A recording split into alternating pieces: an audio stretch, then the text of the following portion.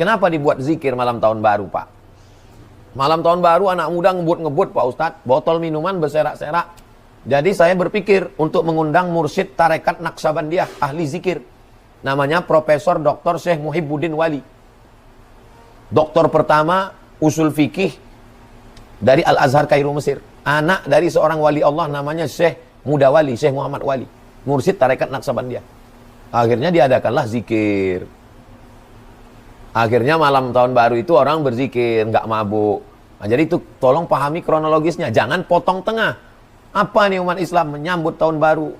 Nggak ada orang mau menyambut. Itu bukan masalah sambut menyambut. Itu membuat solusi alternatif. Apakah haram hukumnya jika kita ikut meramaikan malam tahun baru Masehi, sedangkan malam tahun baru Islam saja tidak ada? Apalagi malam tahun baru Masehi, gitu kan? Coba ikhwah, ada yang punya riwayat satu aja. Nabi SAW pernah merayakan malam tahun baru 1 Muharram. Tidak pernah satu kali pun Nabi SAW merayakan tahun baru Islam 1 Muharram. Tidak pernah ada malam lebarannya dan seterusnya. Semoga Allah berikan hidayah. Banyak orang Islam ini saya tidak mengerti kenapa mereka terlalu berani.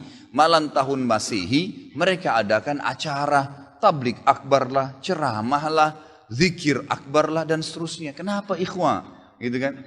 Kenapa harus diadakan acara seperti ini? Dan orang akan menangkap itu adalah acara tahun baru Masehi. Kalau Anda bilang untuk mengalihkan umat Islam, bukan dengan cara kita membuat acara ritual, nanti akhirnya menjadi rutin setiap tahun, gitu kan? Berikan nasihat, sampaikan kepada MUI, MUI keluarkan fatwa tidak boleh, jadi umat Islam tidak terus-menerus jadi PR setiap tahun. Kalau kita biarkan akhirnya tiap tahun terus jadi masalah nih, gitu kan? Jadi masalah. Emang umat Islam yang coba merayakan malam tahun baru itu orang yang memang belum paham masalah agama. Kalau Anda larikan kepada acara-acara yang lain, maka akan jadi masalah baru lagi nanti, gitu kan?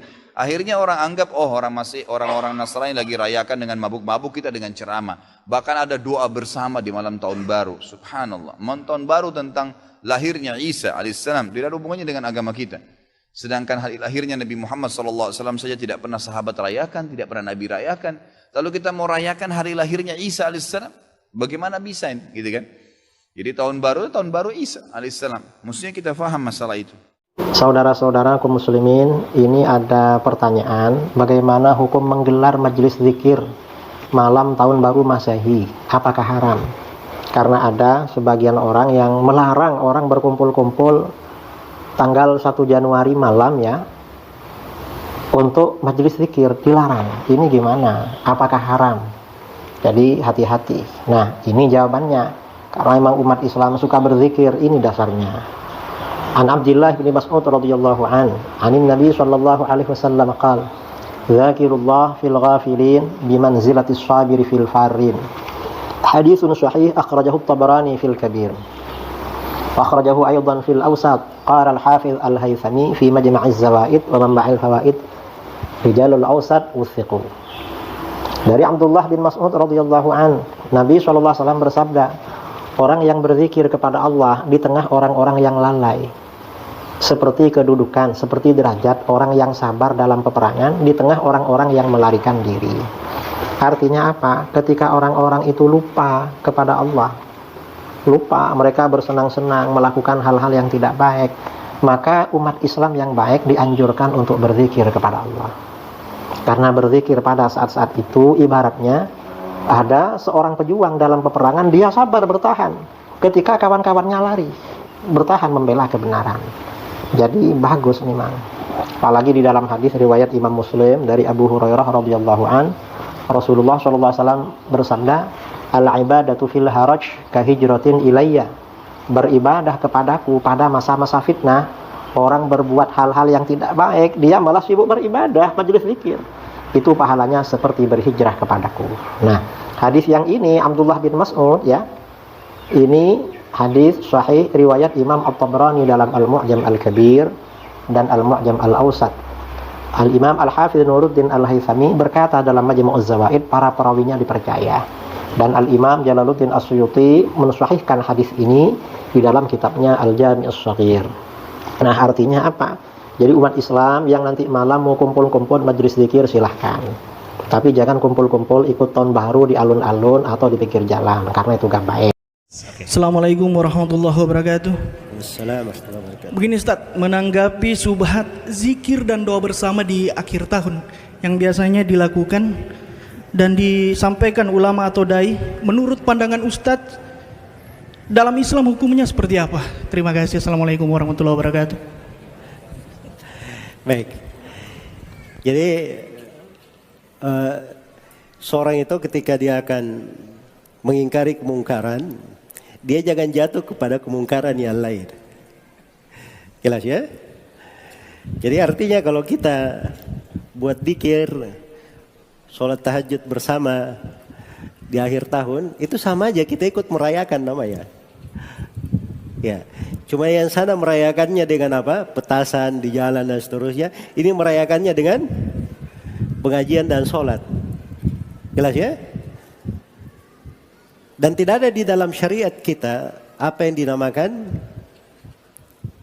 dzikir bersama di akhir tahun atau melakukan sholat tahajud bersama di akhir tahun atau pengajian di akhir tahun. Itu tidak ada.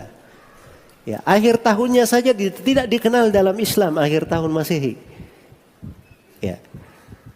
Baik, itu sudut yang pertama. Sudut yang kedua, kita mengingkari terhadap orang-orang yang melakukan petasan dan seterusnya. Kenapa mengingkarinya? Karena ini mengganggu orang, ribut. Yang dzikir bersama juga ribut-ribut juga. Pakai suara mikrofon untuk menyaingi orang petasan, dia pakai suara mikrofon. Sama semuanya. Tetap saja kita di tengah malam tidak bisa tidur. Kan bersyirikat dalam mengganggu namanya. Iya. Dan itu tidak diperbolehkan. Karena itu kalau dia ingin berzikir, syariatnya sebagaimana dalam hadits Abu Sa'id Al-Khudri riwayat Abu Daud, Rasulullah sallallahu alaihi wasallam bersabda, "Ala kullukum munajin rabba, fala yajharanna ba'dukum ala ba'din fil qira'ah." Ketahuilah bahwa setiap dari kalian bermunajat kepada Rabbnya. Maka jangan sekali-sekali sebagian di antara kalian mengangkat suaranya di atas sebagian yang lain. Jelas ya? Karena itu solusinya apa? Solusinya tinggal di rumah. Iya. Itu solusi untuk semua fitnah seperti itu. Diriwayatkan oleh Imam Tirmidzi dari Uqbah bin Amir Al-Juhani radhiyallahu taala anhu, beliau bertanya kepada Nabi sallallahu alaihi wasallam, "Ya Rasulullah, man najah?" Wahai Rasulullah, apakah jalan keselamatan? Kata beliau, "Amsik alaika lisanak." Jaga lisan kamu. Wal yasa'ka baituk. Dan hendaknya rumahmu menjadi lapang bagimu. Nah, rumah ini hendaknya menjadi lapang bagimu. Wabaki ala khati'atik, dan tangisi dosa-dosamu. Tangisi dosa-dosa kamu. Nah, itu jalan keselamatan. Dan diriwayatkan oleh Imam Muslim dari Ma'qil bin Yasar radhiyallahu taala anhu, Rasulullah sallallahu alaihi wasallam bersabda, "Al-ibadatu fil haraj kahijratin ilayya." Beribadah di masa fitnah itu bagaikan berhijrah kepadaku. Jadi masa orang-orang melakukan kemungkaran berbagai fitnah di akhir tahun, kalau dia di rumahnya beribadah kepada Allah, sekurang-kurangnya dia tidur untuk tidak mendengar kemungkaran, itu dia dapat pahala. Dia tidur ya dengan niat supaya dia tidak mendengar dari kemungkaran-kemungkaran, tidak ikut merayakan, tidurnya itu dapat pahala. Sekurang-kurangnya dia tidur. Iya, dan ini dikatakan oleh Nabi, ibadah di masa fitnah bagikan berhijrah kepadaku. Baik, kemudian yang ketiga, solusi itu tidak boleh dipikir sendiri. Di dalam syariat itu semuanya sudah dijelaskan. Hal yang baik sudah diterangkan, hal yang buruk saja sudah diterangkan di dalam agama. Karena itu jangan membuat solusi-solusi sendiri yang tidak ada dalil dan tuntunan di dalamnya. Mungkin itu 3 sudut untuk pertanyaannya, wallahu ta'ala.